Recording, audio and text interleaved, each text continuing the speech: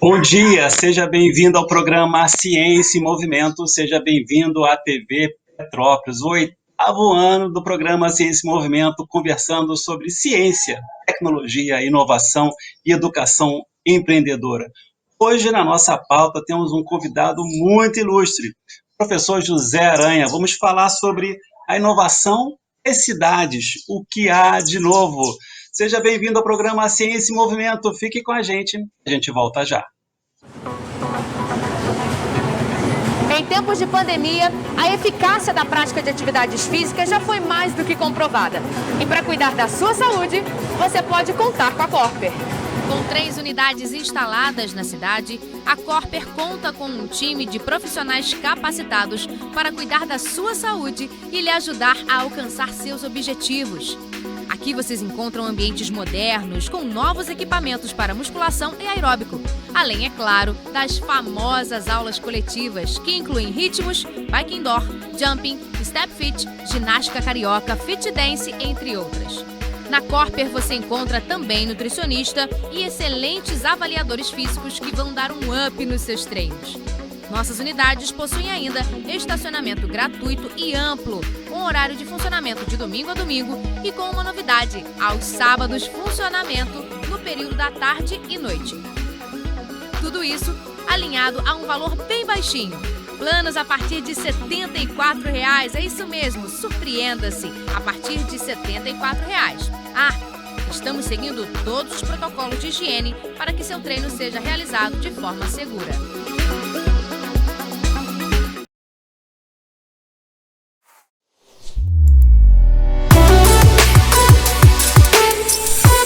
Assista também pelo YouTube. Estamos de volta com o programa Ciência em Movimento. Seja bem-vindo à TV Petrópolis, seja bem-vindo ao programa Ciência em Movimento, oitavo ano no ar, fazendo divulgação científica, tecnológica, na área de inovação e de educação empreendedora. Hoje, o nosso convidado é o professor José Aranha. Professor José Aranha, obrigado, ou Aranha, obrigado pela sua presença no programa, aceitar nosso convite aqui para falar um pouco sobre inovação e cidades, o que há de novo. Tem aí uma pauta muito legal, né? Deixa eu lhe apresentar, né? Professor formado em Engenharia Química pela Federal Rural do Rio de Janeiro, né? Pós-graduação em Administração pelo IAG da PUC-Rio, escreveu o livro Interfaces, que eu já pesquisei no Amazon, vou comprar, né? E pode ser uma pauta da gente em breve, né? O livro Interface, a chave para empreender as pessoas e suas relações.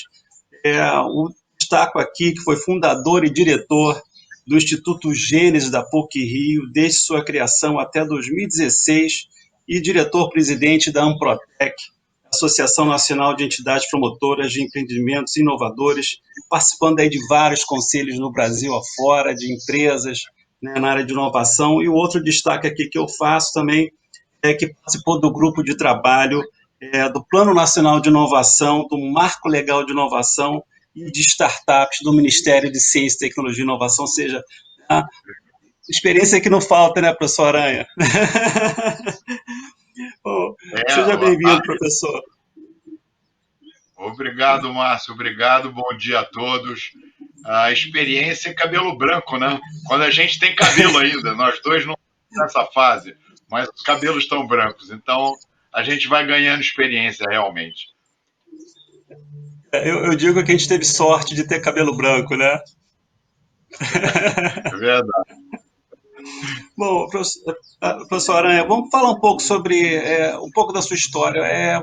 O senhor é um dos pioneiros aí nessa questão da inovação, inclusive o Instituto Gênesis foi um dos pioneiros nessa questão de botar inovação dentro da universidade, fazer com que a inovação intensiva em conhecimento florescesse aqui no Brasil, em particular, dentro de uma universidade. Como é que foi essa experiência, como é que foi essa história de participar desse projeto do Instituto Gênesis? Bom, na realidade, o Instituto Gênesis foi uma consequência de um trabalho de vida, né, profissional. Eu comecei a trabalhar com instrumentação científica para laboratórios e isso me deu a oportunidade muito grande de conhecer os pesquisadores e centros de pesquisa do país. Eu acho que essa visão de entender um pouco como funciona a pesquisa, ela é muito importante para a gente conseguir pensar em inovação. Quando comecei o meu trabalho na PUC do Rio de Janeiro, foi com um escritório que a PUC montou de interação universidade-empresa. Então, a PUC estava muito preocupada, nessa década, começo de 90, de fazer uma conexão entre o conhecimento da universidade e as necessidades das empresas, né? E eu comecei a fazer esse trabalho de conectar as necessidades com a universidade. Me deparei com um problema muito sério, que era exatamente a mentalidade dos nossos empresários. Os nossos empresários, eles não tinham tido uma vivência em universidades, em pesquisa, para conhecer a dinâmica de um trabalho de pesquisa. Então, os empresários, sempre muito tendo necessidade de respostas rápidas, resultados rápidos, não conseguiam entender a mecânica de pensamento da universidade. E a universidade, por outro lado, também não entendendo as dificuldades do empresário em resolver os seus problemas mais imediatos. Nesse trabalho feito, eu verifiquei que era necessário que nós modificássemos, na realidade, o próprio empresário, o set mind, a cabeça do empresário. Nós precisávamos de empresários que pensassem, de alguma forma, a médio e longo prazo, estrategicamente, e isso foi possível com a construção do Instituto Gênesis. Quer dizer, o Gênesis, na realidade, ele nasce na PUC do Rio de Janeiro junto com as disciplinas de empreendedorismo criadas na universidade. Eu mesmo participei numa fase na PUC do que nós chamávamos a reforma curricular da engenharia. A engenharia começou a entrar na década de 90 num caminho mais difícil e os engenheiros abandonavam seus postos de trabalho depois e não queriam mais ser engenheiros, e como pensar e repensar essa carreira dele e o currículo. E foi nessa fase que, exatamente, juntando essa experiência da conexão da universidade com empresas, que eu comecei a estudar empreendedorismo. E aí foi feita uma proposta à universidade de se começar a fazer disciplinas optativas, né, não obrigatórias para os alunos, em paralelo ao curso de formação, porque, na realidade, o empreendedorismo ele é comportamental e de atitude e não de conteúdo. E então essa foi uma complementação aos currículos de todas as atividades profissionais para começarmos a preparar os novos empreendedores. Então essa é a gênese do Gênesis, né? O Gênesis nasce disso, pela dificuldade de nós termos a cabeça dos empresários pensando estrategicamente e dos alunos mais preparados para poderem empreender. Esse é o início do Gênesis. Olhando para trás, temos aí quase que 30 anos, né, de Instituto Gênesis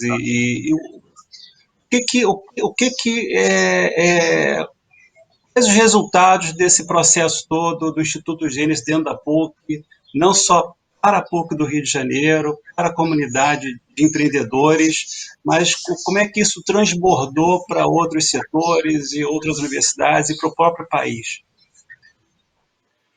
Bom, eu acho que o primeiro passo importante foi conectar o estudo e a preparação do empreendedor ao programa de oportunidade para empreender. Quer dizer, uma coisa precisa estar conectada à outra, né? Nós não podemos fazer um empreendimento de alta qualidade se nós não tivermos alunos preparados de alta qualidade. Depois desse primeiro passo, eu tinha um grande desafio na universidade nessa década de 90. Primeiro, que a universidade não aceitava muito programa de empreendedorismo. O empreendedorismo era tido dentro da academia como algo muito mercantilista, muito ligado a empresários, né? O que não é verdade. O empreendedor é um realizador, não interessa onde ele vai realizar. Mas a primeira impressão para a academia foi exatamente de que estavam se querendo preparar empresários, né? Então, a academia não apoiou o programa, em princípio, né? E nós tivemos que fazer uma estratégia simultânea, paralela, de longo prazo e de curto prazo. O longo prazo era preparar os novos alunos que estavam entrando na universidade com o programa de empreendedorismo, para que quando eles estivessem se formando, fizessem o seu mestrado, seu doutorado, eles estivessem com uma mentalidade preparada para empreender. E, por outro lado, nós precisávamos ter algum resultado de curto prazo, porque a expectativa das pessoas, como eles não eram favoráveis, era que acabasse com esse projeto. Então, nós tínhamos que realizar empreendimentos que tivessem um alto grau de probabilidade de sucesso. Então, eu comecei fazendo alguns empreendimentos assim, vamos dizer, na mão, né? E do apoio, ao mesmo tempo em que eu estava preparando na universidade, dentro do próprio Gênesis, um grupo para 5, 10 anos, né? Então, essa foi uma estratégia e a gente conseguiu empreendimentos começarem a ter resultados em 1, 2 anos, começaram a ganhar prêmios, começaram a ter visibilidade, e isso fez com que desse credibilidade ao projeto, para que o projeto pudesse esperar os 10, 15 anos necessários. Quer dizer, depois de 10, 15 anos de projeto, efetivamente, o Gênesis conseguiu chegar a ser a 9ª incubadora do mundo. Nós fomos classificados como muito importante isso, porque a competição com os Estados Unidos é uma competição muito difícil, né? Com a Alemanha, e nós conseguimos resultados muito bons exatamente por essa dinâmica, né? Pensar a curto prazo com longo prazo e, ao mesmo tempo, preparar os empreendedores e os empreendimentos com um bom apoio. Em termos de valores, assim, de empresa gerada dentro do Gênesis, qual é a ordem de grandeza? Bom, agora, se nós considerarmos que uma empresa chamada Cortex Intelligence vai ser um unicórnio nesse ano, que é uma boa expectativa, nós formamos, nesse período de Gênesis, pelo menos 3 unicórnios. Cada unicórnio tem um faturamento no mínimo de $1 bilhão. Isso significa que 3 bilhões de dólares, pelo menos, de faturamento foram criados de 3 empresas. Uma delas é o próprio iFood, que é uma spin-off de uma empresa que foi... Porque as empresas, elas não são as próprias empresas que crescem até o final. Elas vão se fundindo com outras empresas, elas vão tendo uma metamorfose até poder chegar a ser alguma empresa maior. Mas essas 3 empresas que nós conseguimos colocar nesse ranking são empresas que não são multinacionais que compraram as empresas, são empresas que foram se fundindo até chegarem a serem realmente unicórnios nacionais. São empresas nacionais com investimento internacional, mas não um conglomerado empresarial internacional.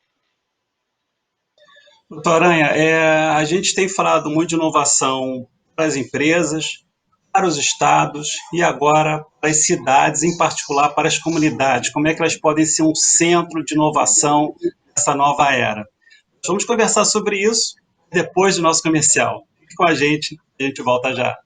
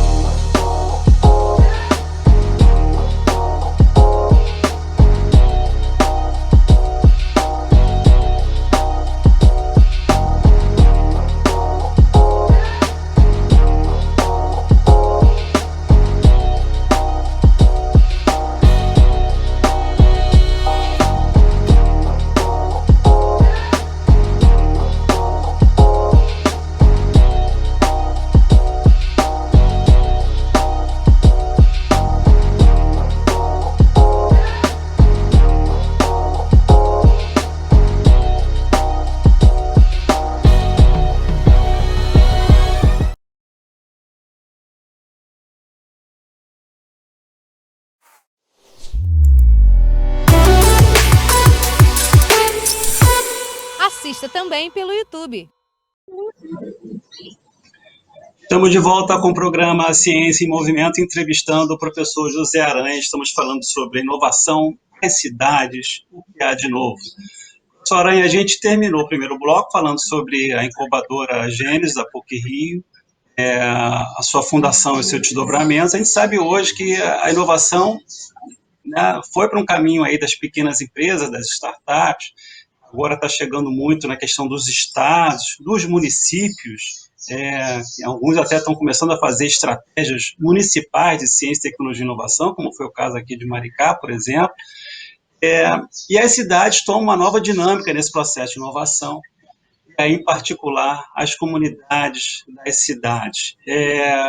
Aí a sua área de atuação hoje tem sido um pouco nessa, como é que essas comunidades podem aflorar novo conhecimento, o que pode ter ali de novo para que todos se apropriem de uma sociedade mais justa, com justiça social. Então, o que é de novo nessa área, professor Aranha? Bom, Márcio, eu acho que você falou uma coisa importante, que foi uma transformação da localização, da inovação dentro dos espaços. Quer dizer, quando nós iniciamos o processo das incubadoras e mecanismos de geração de empreendimentos, nós estávamos dentro da universidade, próximo da universidade, como a gente começou citando.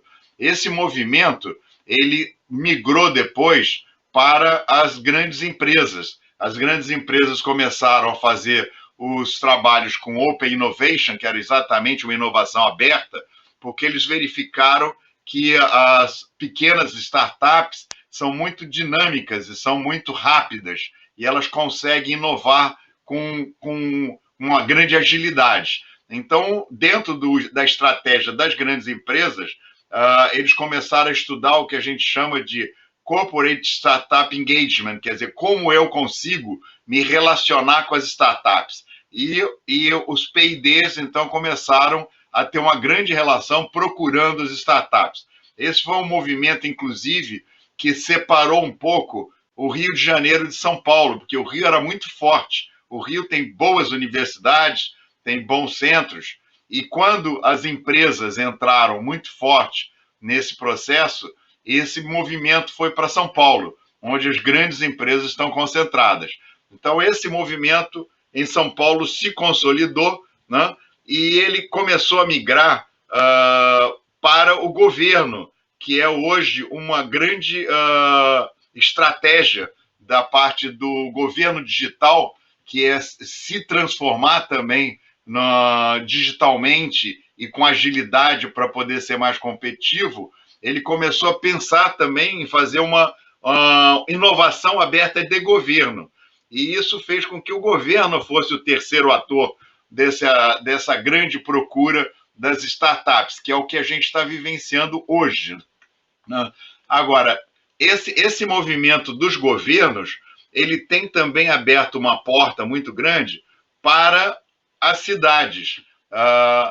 Interessante que nos últimos períodos meus lá como presidente da Amprotec, eu já estava recebendo isso no final de 2019, eu já recebia telefonemas de secretários de fazenda das cidades me falando ou questionando a respeito de incubadoras, aceleradoras e movimentos de startups, que eles descobriram que essa era uma boa maneira de se atrair empreendimentos para a cidade. A mudança foi, em vez de eu atrair grandes empresas com subsídios e dando muitos impostos, eu consegui criar startups e pequenas empresas que crescessem, como aconteceu com Santa Rita de Sapucaí, que é um bom exemplo de cidade, e essas empresas, então, dando um dinamismo para cidades muito grande. Então, a fase atual que nós vivemos, ela está nas cidades. As cidades é que são os grandes agentes hoje da promoção de startups. Existe um fator correlacionado a isso, Márcio, muito importante, é que para se poder fazer startups em cidades, nós precisamos conseguir atrair, reter e preparar capital humano local. como a gente falou lá no início do Gênesis, a base é gente. Quer dizer, se nós não tivermos gente preparada, nós não vamos ter bons empreendimentos. E o grande problema das cidades, principalmente as cidades do interior, é que elas perdem o capital intelectual, os talentos, para as grandes cidades, porque as pessoas vão estudar nas grandes cidades e não voltam para as cidades do interior. Isso faz com que as cidades percam o fator de competitividade. Então, vai ter que haver uma mudança dos prefeitos com relação a essa dinâmica. Eu não posso mais perder os meus capitais intelectuais. Eu preciso deles para poder, então, fazer um processo de estimular startups e, através das startups, conseguir mudar a qualidade de vida da minha população. Como eu citei lá, basta uma unicórnio de $1 bilhão que uma cidade como Petrópolis pode ser bastante modificada.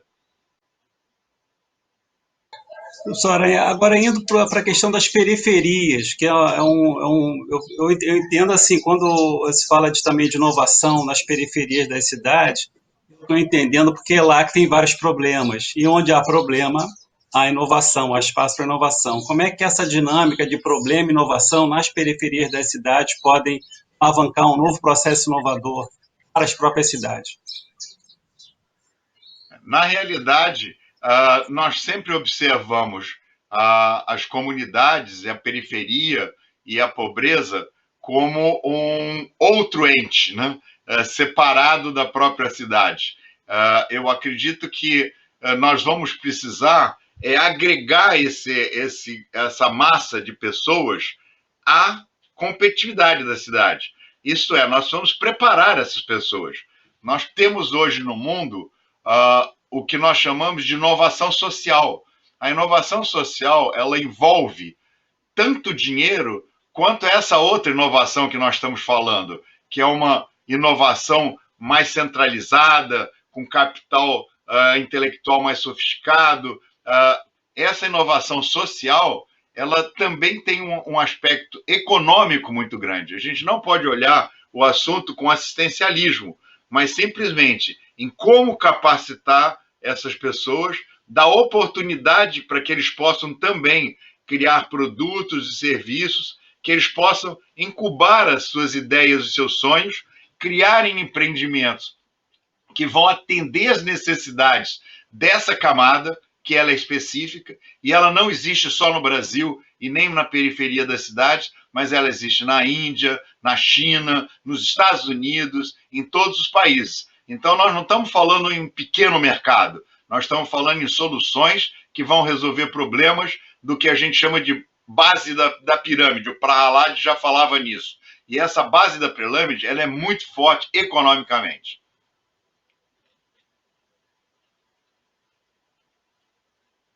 Está sem som. Estamos chegando ao final do nosso programa. Rapidamente, a sua visão de futuro. Poxa, foi muito rápido, Márcio. Muito rápido.